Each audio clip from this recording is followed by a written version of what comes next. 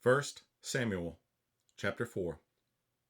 And the word of Samuel came to all Israel. Now Israel went out against the Philistines to battle, and pitched beside Ebenezer, and the Philistines pitched in Aphek.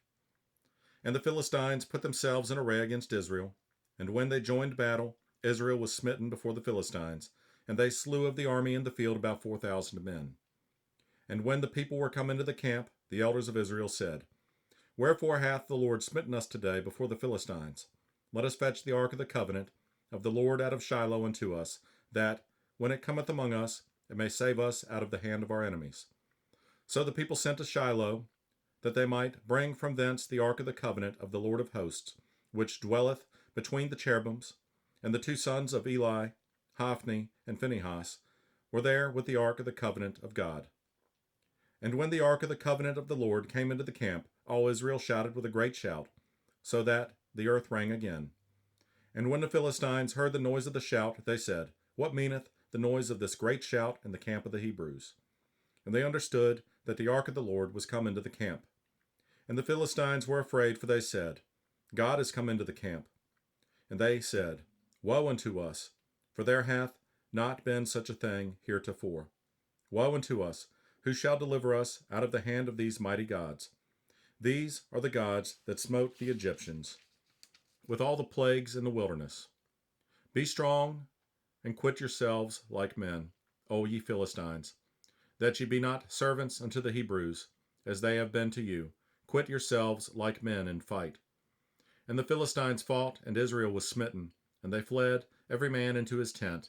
And there was a very great slaughter, for there fell of Israel 30,000 footmen.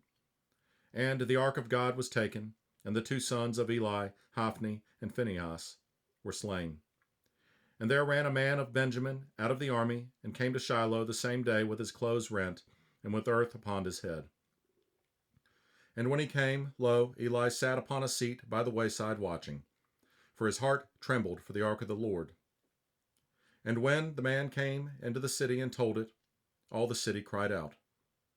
And when Eli heard the noise of the crying, he said, What meaneth the noise of this tumult?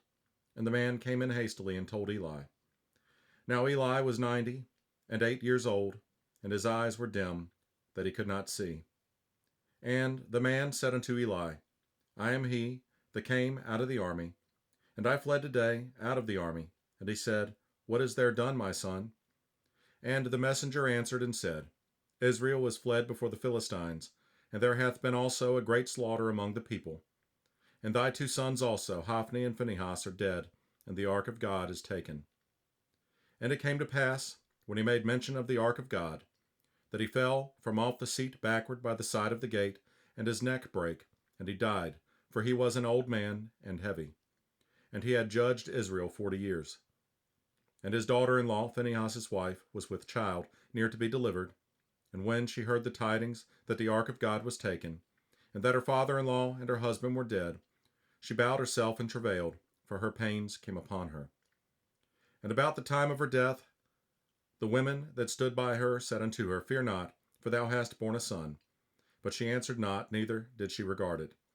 And she named the child Ichabod, saying, The glory is departed from Israel, because the ark of God was taken, and because of her father-in-law and her husband. And she said, The glory is departed from Israel, for the ark of God is taken.